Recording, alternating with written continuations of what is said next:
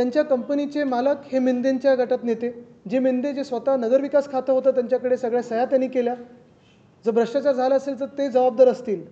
ते स्वतः वॉशिंग मशीनमध्ये जाऊन पळून सगळं मंत्रिपद मजामस्ती सगळी चालू आहे. पण सूरजवर अन्याय चालू होता. आज कोर्टाने न्याय दिलेला आहे आणि जामीन झालेली आहे. तर लवकरच बाहेर आला आहे आणि पुन्हा एकदा कामाला लागणार आहे. दुसरी गोष्ट आज महत्त्वाची म्हणजे आपण पाहिलं असेल, आज मुंबई महानगरपालिकेचा अर्थसंकल्प सादर झाला. तसं पाहायला गेलं तर केंद्राच्या देखील अर्थसंकल्पात महाराष्ट्रासाठी काहीच नव्हतं. गेली 11 वर्ष आम्ही पाहतो 2014 पासून, मग त्यावेळी देखील सरकारमध्ये भाजपसोबत असताना आम्ही हे अनेकदा म्हटलं होतं आणि आत्ता देखील म्हणत असतो की महाराष्ट्र एकंदर केंद्राला कर असेल, GST असेल, इतर सगळं काही महाराष्ट्र देत असतं. आणि 3 वेळा भाजपचे 100 आमदार निवडून दिल्यानंतर देखील केंद्राच्या भाजप सरकारकडून महाराष्ट्राला काय मिळालं तर शून्य, काही नाही. गाजर वाटप झाला पण अजूनही ठोस तसं काही, जसं इतर राज्यांना मिळतं आणि दुसऱ्या राज्यांना मिळण्याबद्दल माझ्या मनात किंवा पोटात काही दुःख नाही आहे, दुखणं पण नाही. पण मग महाराष्ट्राला का नक्की काही मिळत नाही, आपल्या वाट्याचं तरी देखील आपल्या हातात काही येत नाही, हा एक मोठा प्रश्न झाला. आणि ते होत असताना त्यावेळी देखील मी सांगितलं होतं, त्याच्या आधी देखील सांगितलं होतं की महाराष्ट्र असेल किंवा मुंबईवर असेल, भाजपा हे अदानी कर एक लावणार आहे. आज आपण पाहिलं अर्थसंकल्प सादर केला आणि मुंबईची हालत अक्षरशः ते एक, आज मी कुठची तरी कविता वाचत होतो इंटरनेटवर, अशी झाली की हजार गम है खुलासा कौन करे, अब तो मुस्कुरा लेता हूँ तमाशा कौन करे. म्हणजे मुंबईकर सहन करत राहतात. आपण पाहतो सगळीकडे रस्ते खोदलेले आहेत, अनेक ठिकाणी BSTच्या बसेस आहेत त्या बंद झालेल्या आहेत, पाणी दूषित येत आहे, रस्ते कुठेही वळवले जातात, काही चाललेलं आहे, कुठेही खोदकाम चालू आहे, धूळ आहे, नाकाटोंडात श्वासामध्ये आपल्या पाहतो आपण धुळीचं साम्राज्य आहे. पण तसं पाहायला गेलं तर कुठच्याही सरकारकडून आणि भाजपकडून खास ठोस कुठेही उत्तर येत नाही, काही उपाय येत नाही पुढे. आणि भाजपकडून मुंबईचं एक वेगळ्या प्रकारचं पिळवणूक ही सुरू आहे. आजचा जर अर्थसंकल्प पाहिला तर 6-7 गोष्टी त्याच्यात महत्त्वाच्या ज्या आहेत त्या मी आपल्यासमोर मांडू इच्छितो. पहिली गोष्ट जी धक्कादायक आहे आणि जी मी अदानी कर जे नाव दिलं होतं ते आपल्याला पाहायला मिळतं.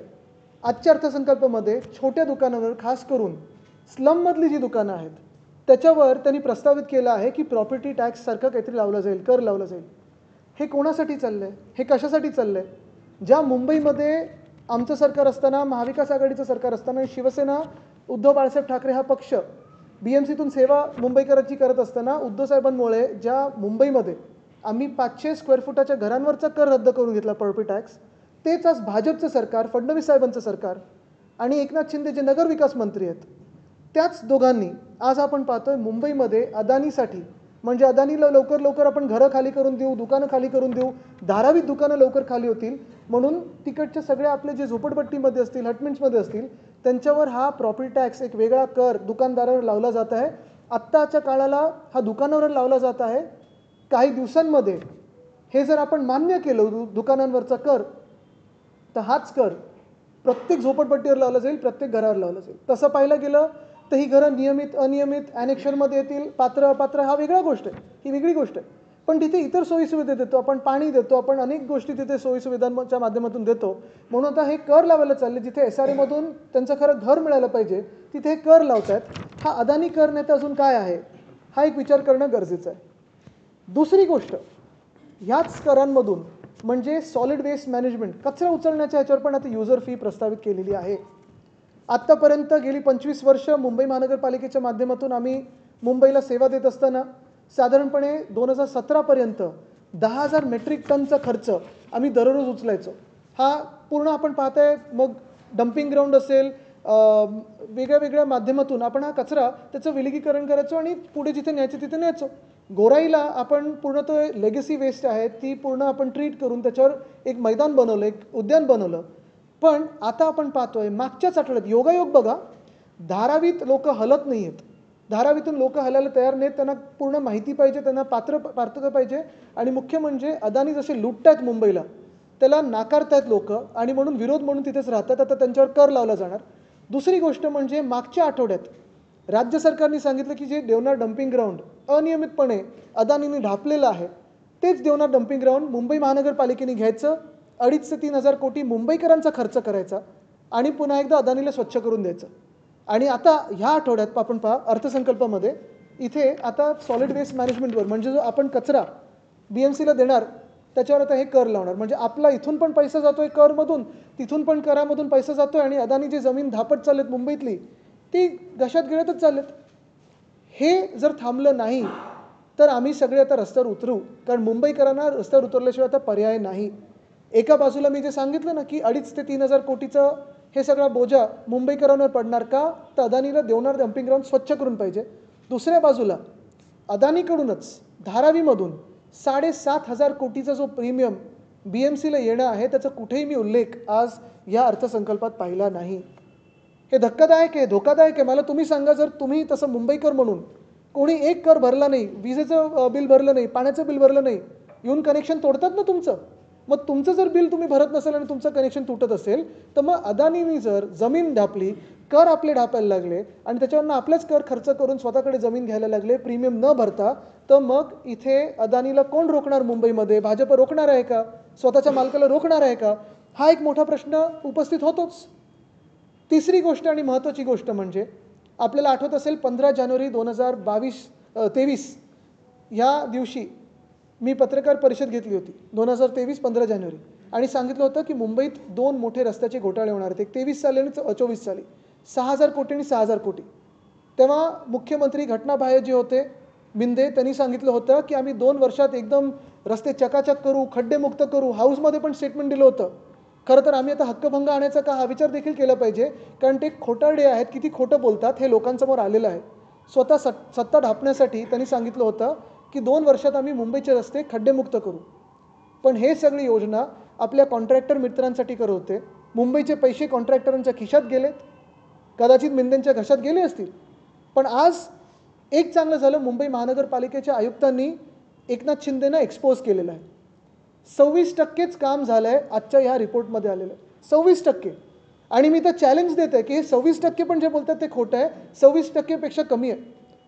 कुठे कुठे जे खोदून ठेवलेलं आहे, कुठेही रस्ता पूर्ण झालेला नाही. मी तर चॅलेंज देते मुंबई महानगरपालिकेला की जे चहल साहेब असताना जे सांगितलं होतं ना आम्हाला की आम्ही CCTV लावू, फुटेज दाखवू, प्रोग्रेस रिपोर्ट दाखवू, 50% तरी तसं दाखवा काहीतरी करून.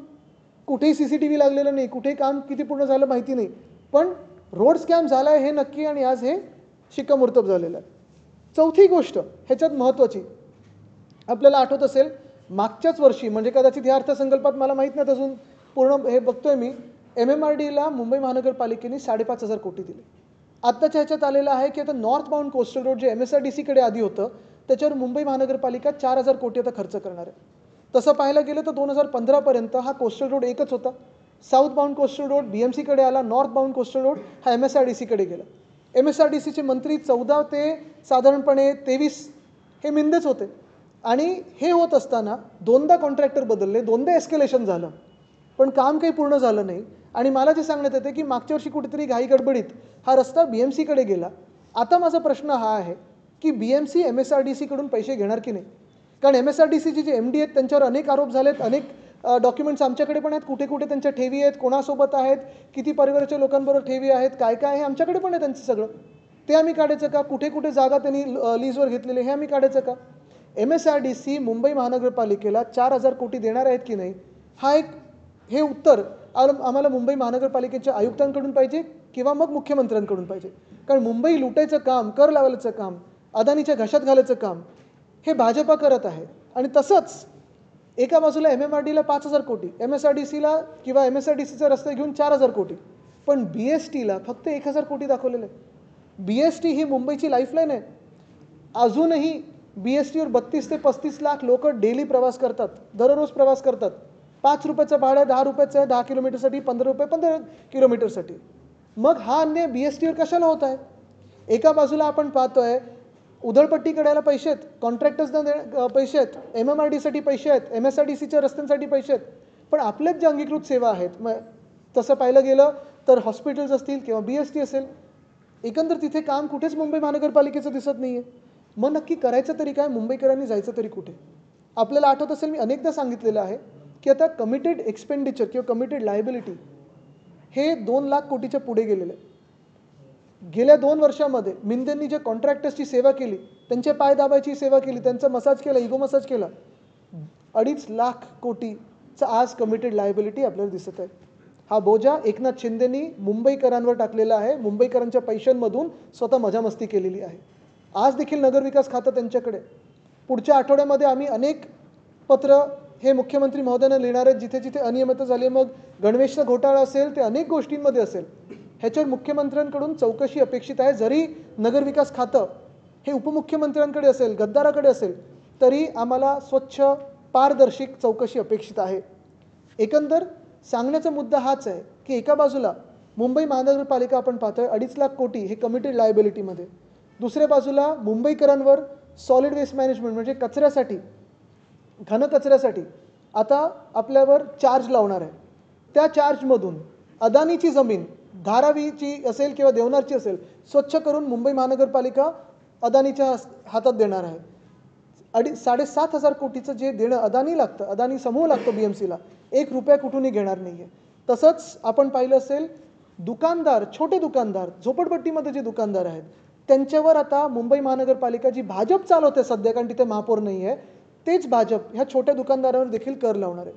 आणि हे सगळं होत असताना आपण पाहतोय ना केंद्राकडून मुंबईला मदत मिळत आहे, ना राज्याकडून मुंबईला मदत मिळत आहे.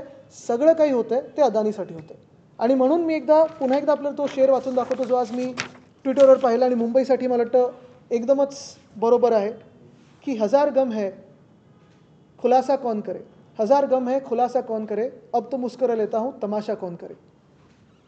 आज के बजट को आप कैसे देख रहे हैं? BMC ने कहा है कि देश में सबसे बड़ा बजट हमने पेश किया है 74,000 करोड़ रुपए. बिल्कुल, देश में सबसे बड़ा लूटने वाला बजट आज पेश हुआ है.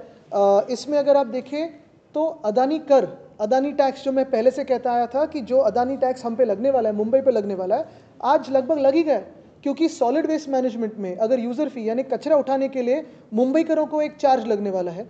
जो छोटी दुकानें हैं, खास करके झुग्गियों में दुकानें हैं, उस पर प्रॉपर्टी टैक्स लगने वाला है. यानी एक तरफ आप देखिए उद्धव जी की जो सरकार थी उन्होंने 500 स्क्वायर फुट तक घरों पे एक प्रॉपर्टी टैक्स था वो रद्द किया था. और आज भाजपा की सरकार है जो झुग्गियों हो या छोटे दुकानदार हो उन पे प्रॉपर्टी टैक्स लगा रही है. हर एक आम मुंबईकर पे सॉलिड वेस्ट मैनेजमेंट यानी जो कचरा है उसको कचरा फेंकने के लिए टैक्स लगा रही है. और यही टैक्स के पैसे से देवनार की जो ज़मीन है जिसपे 3,000 करोड़ का खर्चा होने वाला है अदानी के हाथों देने के लिए, वो इस्तेमाल करने वाले. तो ये अदानी टैक्स ने तो क्या है. और यही धारावी से जो 7,500 करोड़ BMC को आने हैं वो तो लिए नहीं है. गवर्नमेंट के ड्यूज़ लगभग 10,000 करोड़ के हैं, उसमें से 6,000 करोड़ स्टेट गवर्नमेंट BMC को पैसा देने को अभी भी बाकी है बात. और उसमें से 6,000 करोड़ सिर्फ स्कूल एजुकेशन की. यानी जो भाजपा की सरकार है 6,000 करोड़ शिक्षा व्यवस्था को दे नहीं पाती है. एक तरफ आप देखिए दिल्ली में आम आदमी पार्टी की शिक्षा व्यवस्था पे उन्होंने फोकस किया, स्कूलों को ठीक किया, बेसिक प्राइमरी एजुकेशन को ठीक किया, सेकेंडरी एजुकेशन को ठीक किया. हमारे समय में हमने CBSE हो, ICSE हो, IB हो, काफ़ी सारे काम किए. जैसे अभी साईनाथ हमारे साथ यहाँ बैठे, उन्होंने तो एजुकेशन कमेटी में काम किया. लेकिन शायद यही भाजपा की सरकार है जिन्होंने स्कूल एजुकेशन की जो ड्यूज़ है अभी भी 6,000 करोड़ के BMC को दिए नहीं है.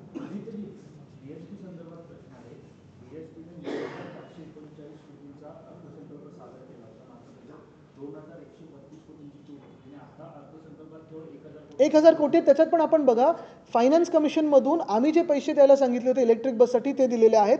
काही ठराविक आहेत ते त्यांच्या पेन्शनसाठी आहेत, पण त्याच्यात ग्रॅच्युइटी आहे, पेन्शन आहे, पगार आहे, बसेस वाढवण्यासाठी आहे. बसेस ज्या आत्ता फ्लीटमध्ये आहेत मला वाटतं 186 डिझेलच्या बसेस आहेत, अनेक CNGच्या बसेस आहेत आणि 401 इलेक्ट्रिक बसेस आहेत. त्या मेंटेन करायला कोण पैसे देणार आहे. डेपोज जे आहेत त्याचं स्वच्छता असेल, त्याचं मेंटेनन्स असेल, त्याचे कोण पैसे देणार आहे. आणि त्याच्याही पुढे जाऊन तुम्ही पुढचं पाऊल लिहून घ्या. ह्यांच्या मनात हे असेल की जिथे जिथे डेपोज आहेत ते आता प्रायव्हेटायझेशन करून अदानीच्या घशात घालायचे.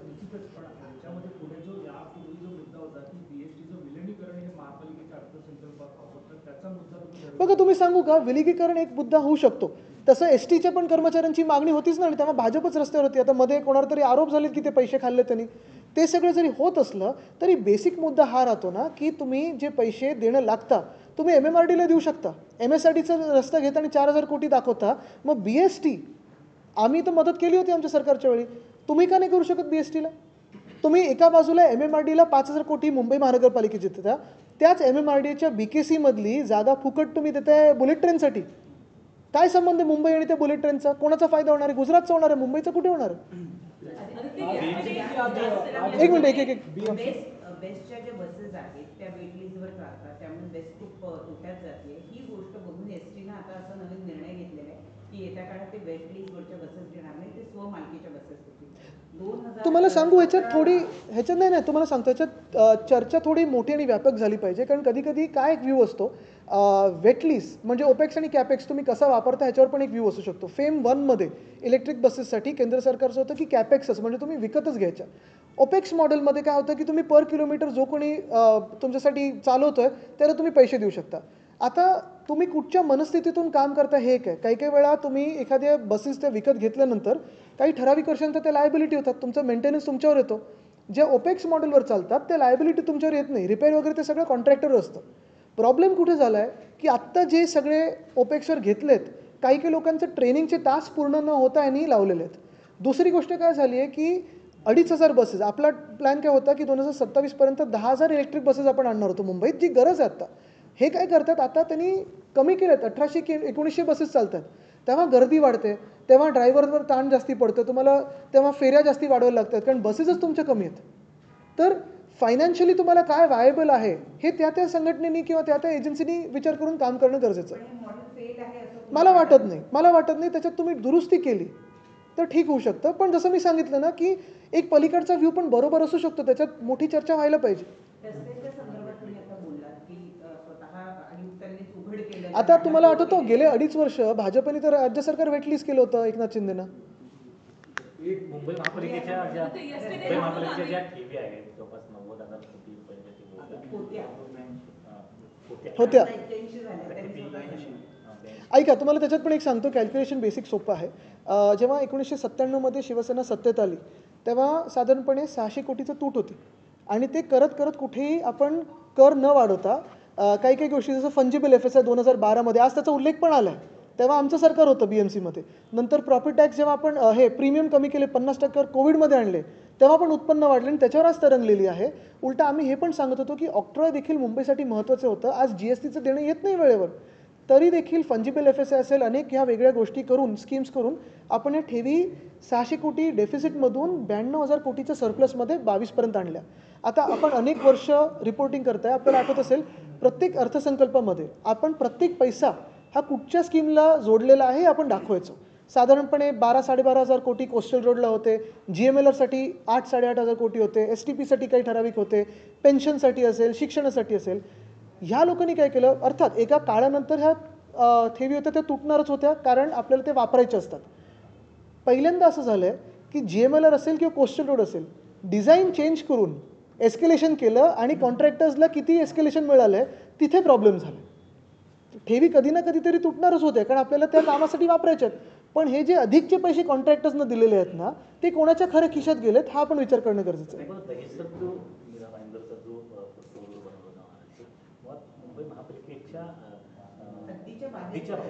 बरोबर आहे. आता त्यावेळी हा रस्ता आम्हीच प्रस्तावित केला होता, मीच त्यावेळी पालकमंत्री होतो. पण ह्याच्यात मुंबई महानगरपालिका जे फंडिंग देणार होतं, पुढे मीरा भाईंदर महानगरपालिका देखील ह्याच्यात एक सहभाग होणार होता.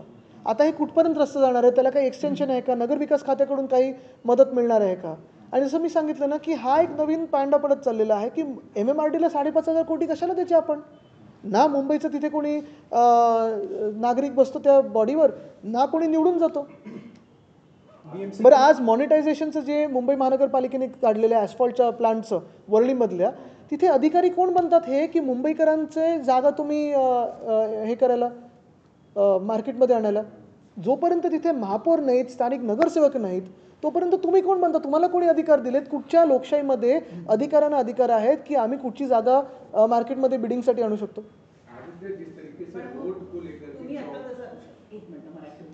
आता जसं तुम्ही म्हणालात की बाकीच्या मुद्द्यांवर आम्ही रस्त्यावर उतरणार आहोत, मग निवडणुकांसाठी अजून का तुम्ही रस्ते? कारण आम्ही आता कोर्टात उतरतो ना सतत. बघा आता काय झालंय, 22 तारखेची तारीख आता 28वर गेली, 28ची आता 25 गेली. आम्ही हेच सांगतो सतत की घ्या, आता दिल्लीपर्यंत तर मोर्चा आमचा निघू नाही शकत. पण एक आहे की मुंबईकरांचे जे आज हाल होत आहेत, मग रस्त्याचं असेल, पाण्याचं असेल, प्रदूषणाचं असेल, शालेय शिक्षणाचं असेल, आपण पाहता आज मला वाटतं ही पण घोषणा केली की आपले दवाखाने अजून करू आणि अमुक करू तमुक करू, पण जे आत्ता आपले दवाखाने आहेत किंवा मुंबई महानगरपालिकेचे मेडिकल हॉस्पिटल आहेत, आपल्याला आठवत असेल 2023च्या जुलैमध्ये मी पत्रकार परिषद घेतली होती की सायन हॉस्पिटल आहेत, अनेक हॉस्पिटल आहेत, डीननं तिथे धारेवर धरलं जातं आहे, पण अनफॉर्च्युनेटली राज्य सरकारकडून जो सपोर्ट मिळायला पाहिजे, मग एक्सरे फिल्मचं असो, आय व्ही फ्लुइडचं असो, औषधं खरेदी करण्याचं असो, हे सांगतात CSRच्या माध्यमातून घ्या. हे इतिहासात पहिल्यांदा होतं आहे. Aditya, yesterday Rahul Gandhi spoke about voter fraud in Maharashtra just before the Vidhan Sabha elections.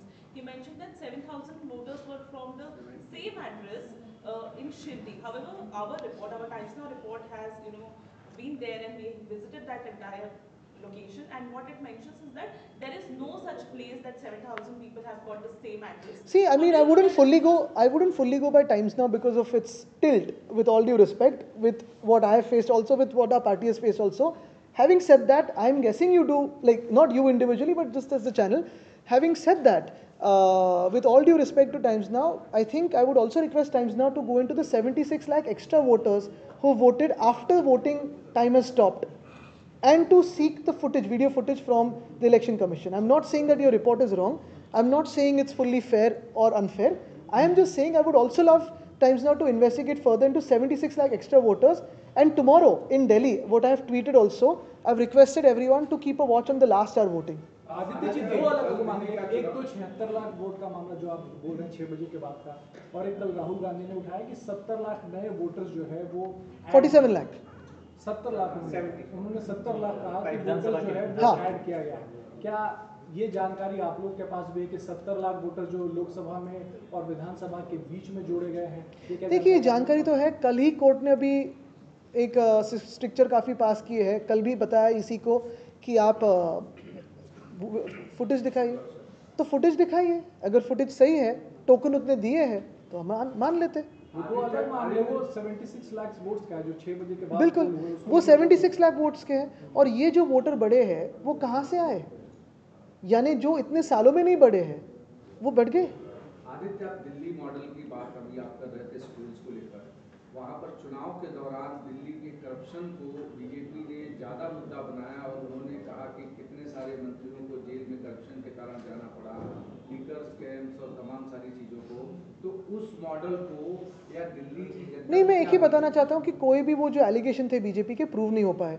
अभी भी कोर्ट ने जैसे उनको रिहा कर दिया है, बेल पे हो या अब देखें, तो ये तो बातें हैं. लेकिन एक मेजरमेंट तो लग सकती है कि जो एलिगेशन प्रूव नहीं होते हैं और जो झूठे होते हैं वो अपने ही पार्टी में रहते हैं. जो प्रूव होने के नज़दीक आते हैं वो भाजपा में जाते हैं और साफ स्वच्छ होके आते हैं.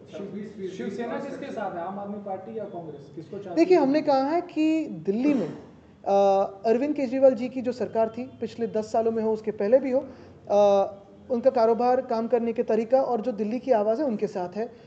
वो दिल्ली की धड़कन जानते हैं और उनका जो काम है, फिर शिक्षा व्यवस्था में हो या स्वास्थ्य व्यवस्था में हो, काफ़ी अच्छा है. उनको हमें लगता है कि और 5 साल मिलने चाहिए काम करने के लिए.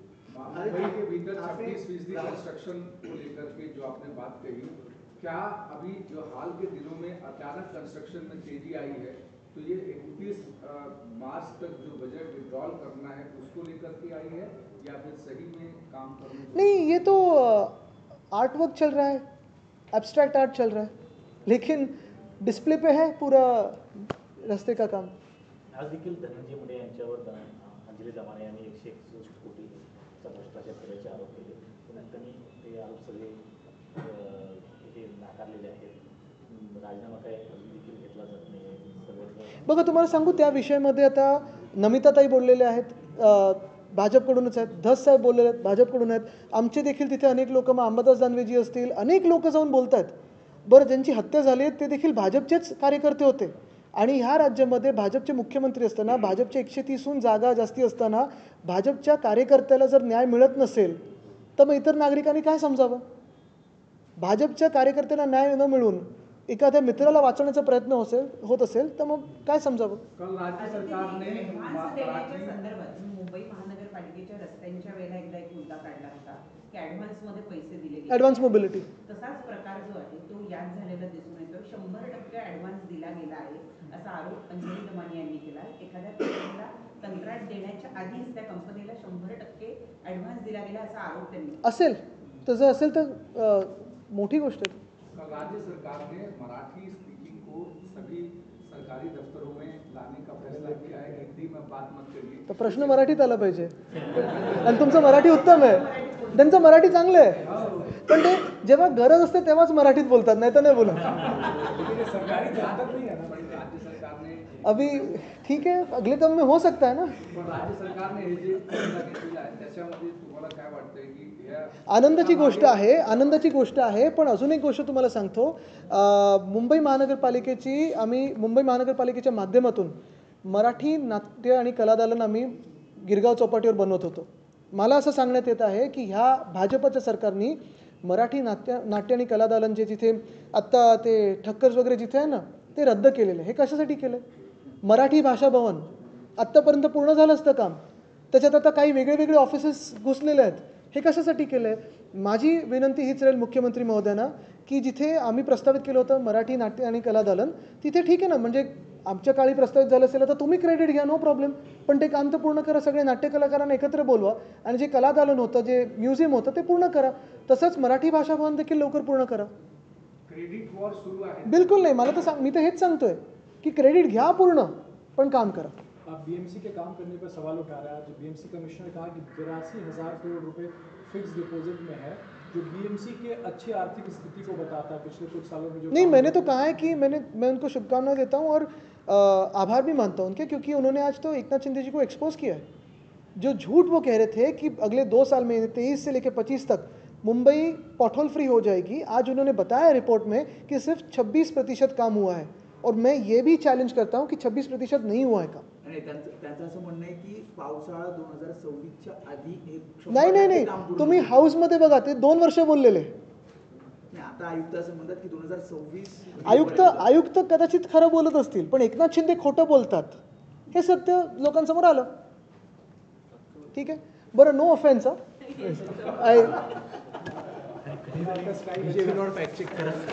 थँक्यू.